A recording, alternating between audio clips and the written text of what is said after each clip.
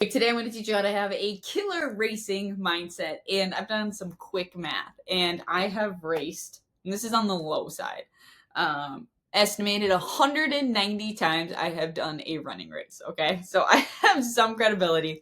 I finished the highest I've finished at nationals was 7th place in college run state track, and state cross country back in high school. So I do know what I'm talking about. I've done a lot of racing, and here's what has worked for me over the years, what I've seen work for a lot of my teammates, and now a lot of the athletes that I coach. So more specifically, this is what works really, really well for me. So take what you want. I'm going to give you 5 of the tactics that I use. Okay, so I'll go quick over them, and then we'll dive deeper into them. So number 1 is love what they hate. 2, break up the race. 3, freaking psycho, become a freaking psycho. 4, oh my gosh, confidence. And then last one is to love the pain cave. Okay, so let's talk about love what they hate. This is my absolute favorite one. And because I think it specifically gets at how you can be better than the majority of runners, is to just literally love what every other runner hates. Okay, so what do most runners hate? So if you've been to any running groups and been around runners, oftentimes what they will typically complain about, that's what you want to learn to love. Because when it comes to race day, when those things happen, those things occur, if you can love that part, you can mentally be so much further ahead of them than the rest of the pack. So for example, a big one is, I remember my high school teammate, my captain in high school, talking about this. And this is where like I feel like my love for loving what everyone else hated began. Was she would just be like, we love hills, everyone else hates them, but we freaking love them, we love them, we're strong up them, we don't care what everyone else thinks, we love hills. And so like that started like in when I was super young in high school. So just like, even though like in the beginning I was like, oh my god, hills, like they're hard, like obviously going up a hill, running up it fast kind of sucks. But if you can just like convince yourself, and like every time you go up a hill, oh, I love hills, I love hills, I love hills, your brain just starts to like think that you actually love them. And then you're like, oh, I'm good at hills, I'm good at hills, everyone else sucks at hills, like I'm good at them. And then you just start like thinking about that, and you just become so much better at it. So just the more that you can love what everyone else hates is super key. The other like second big one is, so many runners will complain about race conditions or training conditions. Like it's too hot, it's too cold, it's too rainy, it's too sunny, it's, not the perfect day. And this was something that I learned from my dad growing up. Was he would always tell me during like summer training before cross country began, he told me to run at the hottest part of the day. I was like, what? Why would I run at 3 o'clock when it's like 89 degrees? Like I live in Minnesota. And he's like, because then that will make you tougher. If you can train in the tough conditions, you can race in any sort of condition. So doing that, and like some people would get up really early, they'd run it when it was cold. But this taught me to like love every single sort of condition, because so many other people, they'd be like, oh, it's just too cold, like I can't run my fastest. And it's so easy to fall into that trap. It's so easy to complain. It's so easy to like get caught in that. But if you can learn to be like, oh no, I love running in the rain, I love when it's hot, I love when it's cold, because everyone else's mindset is that this sucks. And then once you start thinking that it sucks, that it's hard, that it's not going to be the perfect day, you just run slower. Like running is 90% mental. Of course you got to train, of course you got to do all that stuff, but if you can't mentally lock in and know that you're going to run fast, you're not going to. So just love what everyone else hates.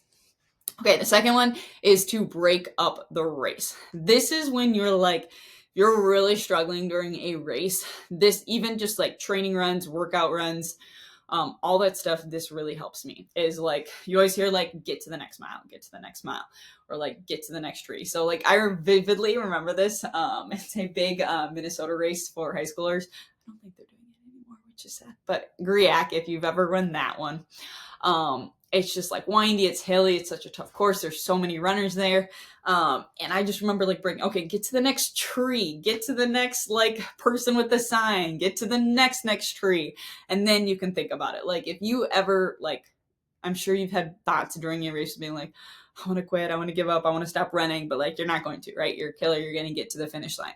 But just like breaking up a race, no matter how you do it, and just staying in the lap and the mile and the stretch that you're in is going to help you so much. Don't think about like the pain that's coming, because when you think about that, then you start to slow down. It's like, I can't remember the study, but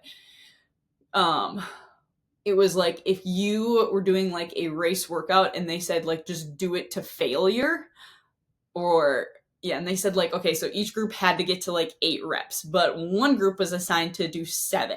And when they got to the 8th rep, it was like, oh my God, that was the worst thing ever. They got so much slower. But if it was like, we're not going to tell you when to stop, like so many more runners could get to 8, like hitting the exact same time. So it's just that mental thought of like, you almost don't know when it's going to be over because you're not thinking that far ahead. So stay in the rep and be like, okay, I just got to get to the next mile. I just got to get to the next tree. I just got to finish this loop that I'm on, or I just got to finish this rep. And then once you get there, then you can readjust, and you just kind of keep stacking and like looking for the next one. Okay, the third one, this is a little bit on the like psycho side. This is why I like to call it psycho. I don't think everyone's gonna use this one. This is what worked for me, and I promise like I'm a nice, sweet person, but this is just like you have to get in this like killer mindset when you're in training. And like you watch a bunch of pro sports, it's like the same thing. But like in my head, I will tear down literally every other runner in my head just to get myself to like prove my worth. Okay, so I'll tell you what I mean. So if there's a racer in front of me, it's a normal average runner, right? Don't know them.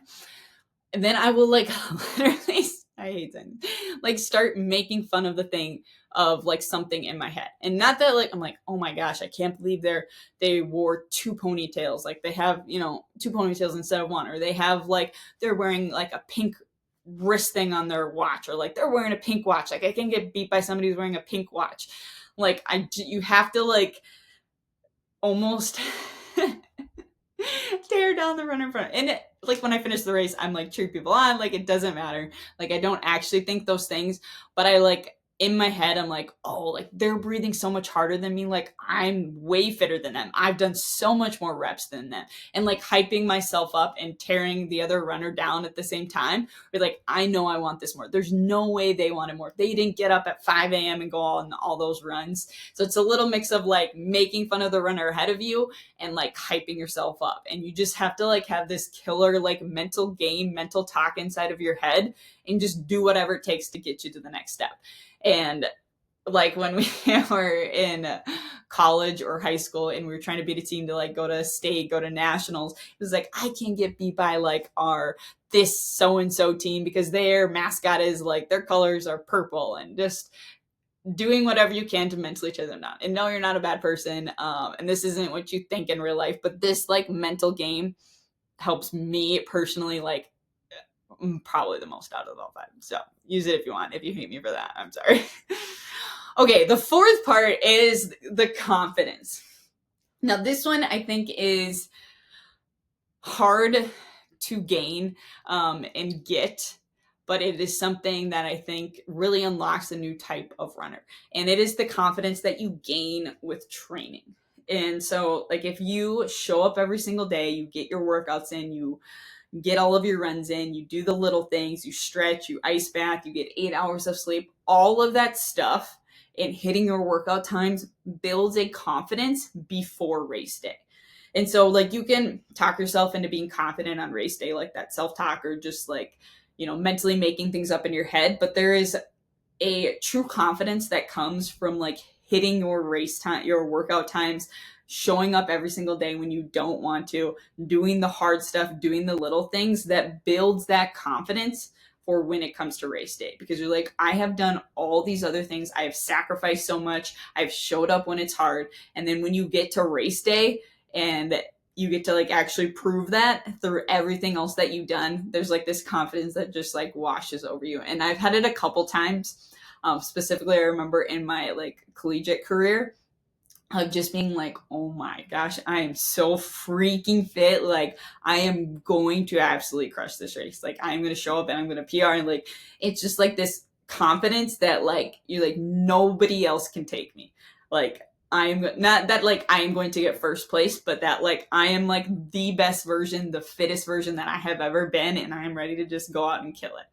And so this one is a hard thing to get because it's not something that you can just like activate race day, but it is something that is such a big key to unlock during race day when you can show up and you can do all the other things in training to know that when race day comes that it's there. There's a confidence about you and like you just feel like you're like floating. Okay, so the last one, this was something that I struggled with my junior in high school, and it's to love the pain. I went through like a phase where I was like so scared to hurt in any sort of race. Like I remember one of my teammates telling me that my coach had like lied to me about like how fast I ran, like a rep, or I think it was a leg in a relay. They had like fudged my time a little bit because they didn't want me to like feel bad about how slow I had actually run. But I went through a phase where I just like I couldn't run fast because I was so afraid of the pain. And even though I was like fit and I've been doing all the miles, I've been doing all the workouts, when it came to race day, I was so scared of the pain that I just didn't run faster, which is like crazy because I was doing probably more than I had before my sophomore year, but I was running like before freshman times.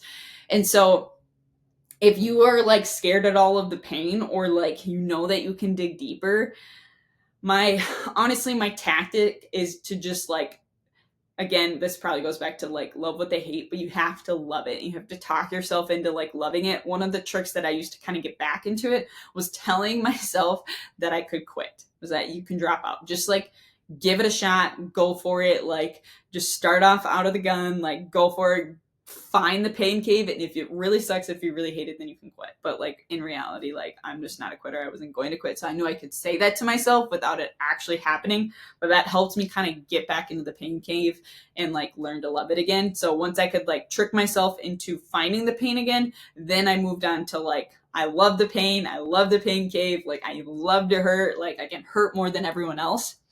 That I think was what helped me dig into that next level. So if you struggle with the pain, like first figure out if you can tell yourself that like you can quit.